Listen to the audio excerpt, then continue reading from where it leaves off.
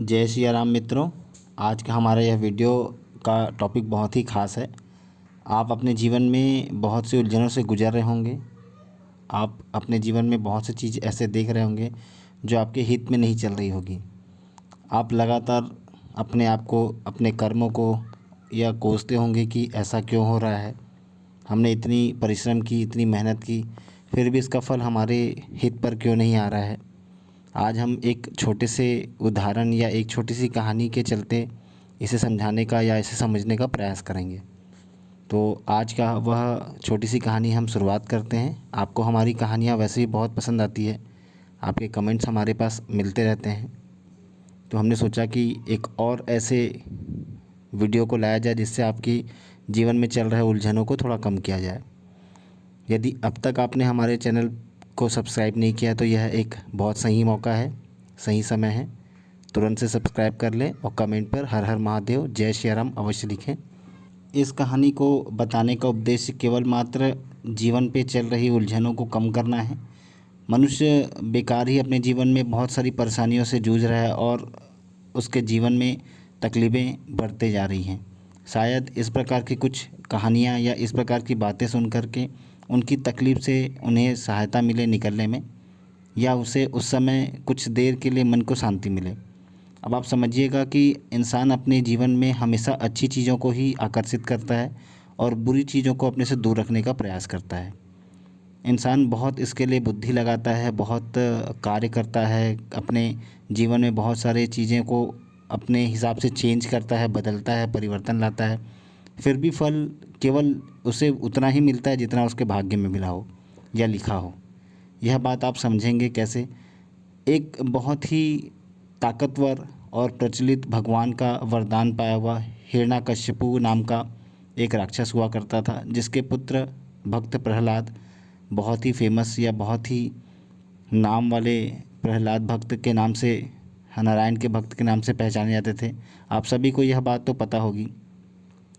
आपने यह भी देखा होगा कि हिरण्यकश्यपु ने अपने ईश्वर की आराधना की, देवता से उन्होंने वरदान प्राप्त किया और वरदान का उन्होंने अपने हिसाब से, अपने आप को बहुत बुद्धिमान समझकर उन्होंने भगवान से यह वरदान मांगा कि उनकी, पहले तो उन्होंने यह मांगा कि वह अमर हो जाएं, परंतु भगवान या देवताओं द्वारा यह वरदान नहीं दिए जाने पर उन्होंने अमर होने जैसा ही वरदान अपनी बुद्धि के हिसाब से सोच कर मांगा।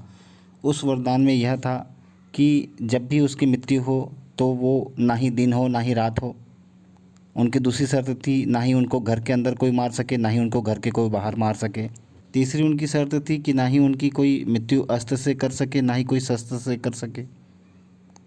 उन्होंने चौथी शर्त पे रखा होगा, ना ही वह इंसान हो, ना ही वह पशु हो, ना ही वो जन्म लिया हो, ना ही उसकी मृत्यु हो।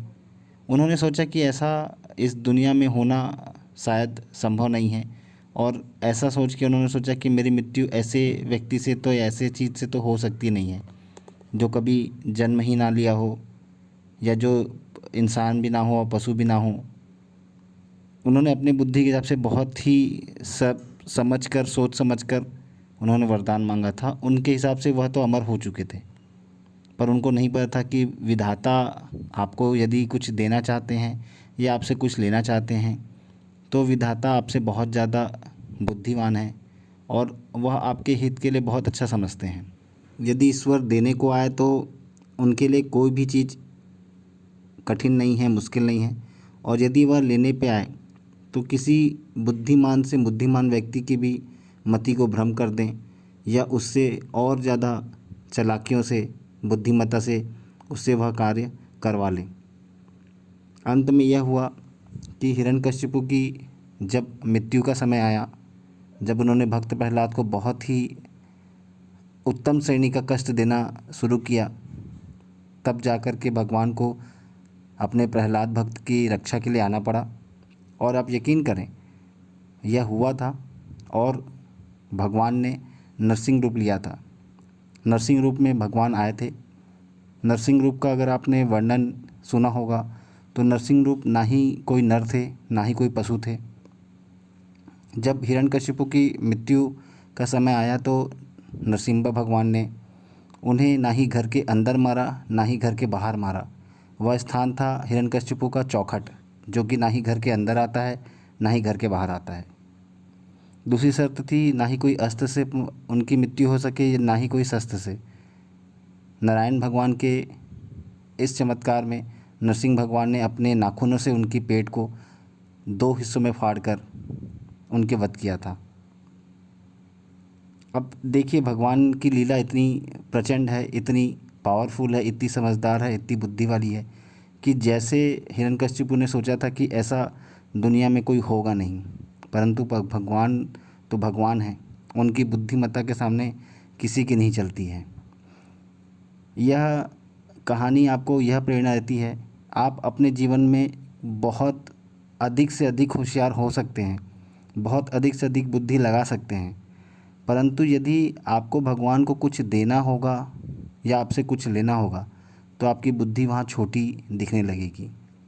आपको जो भी दिया जा रहा है वो आपको समझ कर दिया जा रहा है। आप उसे स्वीकार करें और भगवान का भोग समझकर, प्रसाद समझकर उसे ग्रहण करें, ना कि उससे बचने के लिए आप और बुद्धि लगाएं और ऐसा करने के बाद भगवान आपको और उस बुद्धि को पार करने के लिए या पार पाने के लिए आपको और किसी प्रकार की संकट पे आप और फंसते जाएं। इससे बेहतर है कि अपने आप को भगवान पर सौंप दें, प्रभु पर आप विश्वास रखें। आपके जीवन में जो भी चल रहा है वह आपके भाग्य के अनुसार मिल रहा है, ये सब पूर्व लिखित है।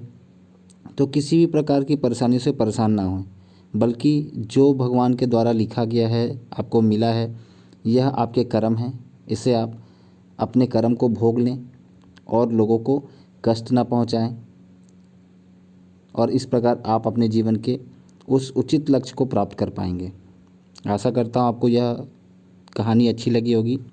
यदि कहानी आपको अच्छी लगी हो तो कमेंट पे अपने ईश्वर, अपने प्रभु का नाम अवश्य लिखें।